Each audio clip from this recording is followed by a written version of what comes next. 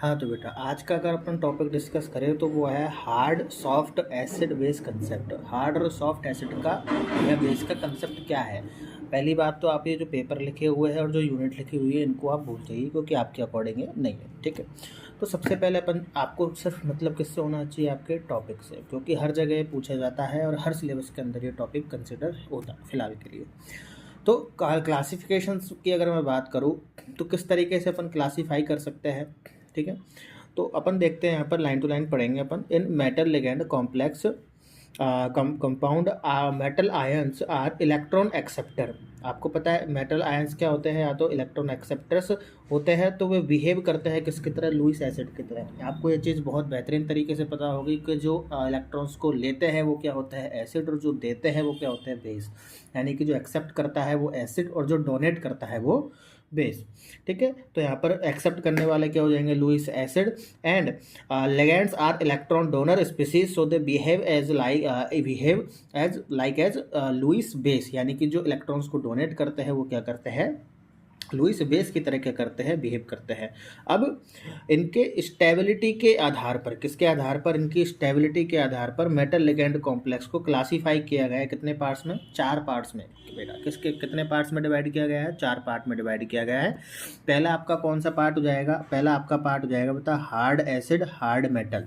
अपन क्या कह सकते हैं, या तो हार्ड एसिड बोल लो, या हार्ड मेटल बोल लो, या क्लास ए के क्या बोल लो, आप मेटल बोल लो, आगे आपको समझ में आएगा, ठीक है। अब इसमें क्या है कि अकॉर्डिंग टू पियर्सन, पियर्सन की क्या होती है, एक थ्योरी थी बेटा, आप नेक्स्ट लेक्चर में मैं इसको कवर भी कर लूँगा, हो सकता है तो according to Pearson hard acid have following properties. कौन कौन सी प्रॉपर्टीज होती है किसके अंदर, हार्ड एसिड के अंदर। क्या होती है कि उनके मेटल आयंस का जो साइज होगा क्या होगा, सबसे पहले तो छोटा होगा, और उनके ऊपर जो चार्ज डेंसिटी होगी वो क्या होगी, आपकी ज़्यादा होगी, हायर होगी।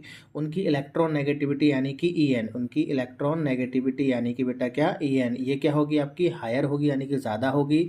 और उनकी पोलराइजिंग पावर जो होगी वो भी क्या होगी बेटा आपकी, ज़्यादा होगी। और लेस पोलराइजेबिलिटी होगी, इनकी पोलराइजेबिलिटी क्या होगी, कम होगी। पोलराइजेबिलिटी क्या होती है, कैटायन के द्वारा एनायन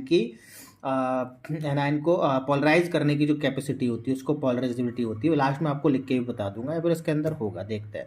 एग्जांपल्स क्या आपके क्या क्या आ जाएंगे, आपके Li+ आ जाएगा, Na+ आ जाएगा, पोटेशियम आ जाएगा, बेरिलियम आ जाएगा, मैग्नीशियम, स्कैंडियम, टाइटेनियम, ये आपके एक्सेट्रा क्या हो जाएंगे, एग्जाम्पल्स हो जाएंगे। बात खत्म। ये होता है अपने हार्ड एसिड, जिसकी बात करिए अपन ने हार्ड मेटल्स की। फिर सॉफ्ट एसिड या सॉफ्ट मेटल्स की प्रॉपर्टी क्या होती है, जिनको अपन क्लास बी के नाम से भी देख सकते हैं। तो अकॉर्डिंग टू पियर्सन थ्योरी कौन कौन सी कैरेक्टर्स उसके अंदर होने चाहिए, कौन कौन सी प्रॉपर्टीज उनके अंदर होनी चाहिए। सबसे पहले तो मेटल आयंस का साइज क्या होगा, आपका बड़ा होगा। जस्ट हार्ड एसिड का अपोजिट हो जाएगा सॉफ्ट एसिड। चार्ज डेंसिटी क्या होनी चाहिए, यहाँ पर लो होनी चाहिए, इंटेंसिटी नहीं है डेंसिटी है, तो आप तो करेक्ट कर लेना इसको, ठीक है।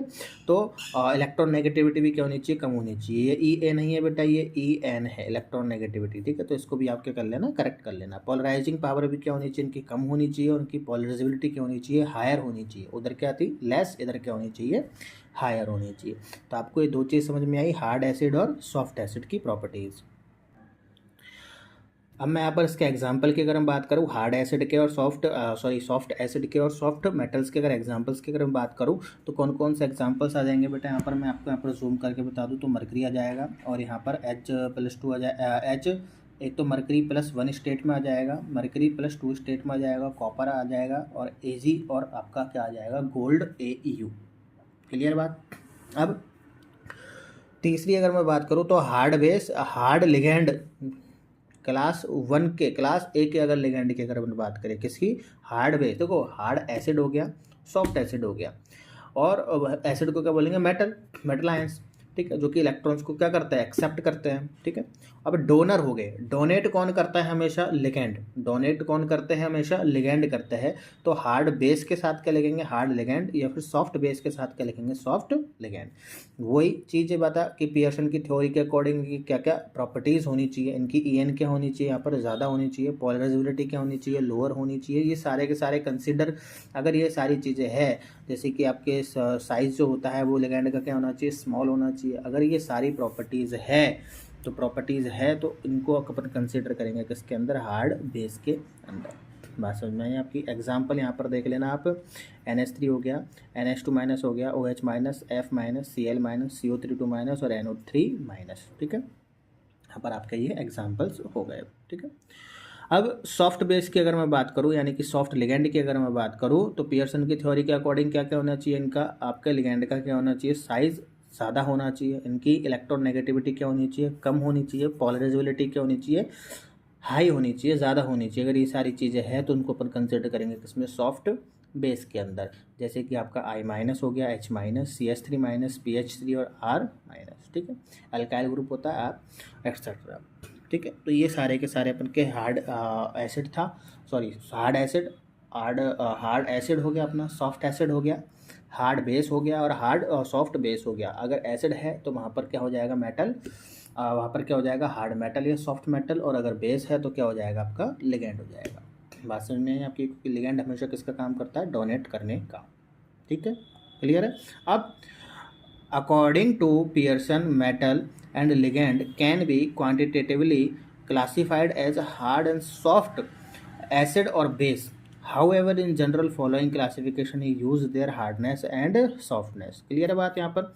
और यहाँ पर अगर मैं बात करूँ पॉलराइजेबिलिटी की, जैसी अगर मैंने बात बोली कि tendency of anion to become polarized by cation, यानी कि कटायन के द्वारा अनायन की पोलराइज्ड होने की जो टेंडेंसी होती है, उसी को क्या बोलते हैं अपन बेटा, पॉलराइजेबिलिटी बोलते हैं। क्या बोले जाते हैं, पोलराइजेबिलिटी। इसको अपन पोलराइजेबिलिटी भी बोलते हैं कई बार, क्या प्रोनाउंस करता है, पोलराइजेबिलिटी भी। ठीक है, तो ये था आपका ये टॉपिक यहाँ पर। ठीक है, मैं आपको इसको अच्छे से दिखा देता हूँ। आप यहाँ पर स्क्रीनशॉट लेना चाहे, यहाँ पर आप इनके नोट्स बनाना चाहे, तो इन दोनों में क्या करेंगे आपको बेटा, ये काम आएंगे। ठीक है, इसको भी मैं आपको एक बेहतरीन तरीके से शो कर देता हूँ। ठीक है, तो बहुत बहुत धन्यवाद बेटा आपका चैनल में बने रहने के लिए, वीडियो को लास्ट तक देखने के लिए। वीडियो अच्छी लगी लाइक करो, शेयर करो, सब्सक्राइब के बटन को ठोक दो। ठीक है, मिलते हैं नेक्स्ट लेक्चर में नेक्स्ट टॉपिक के साथ।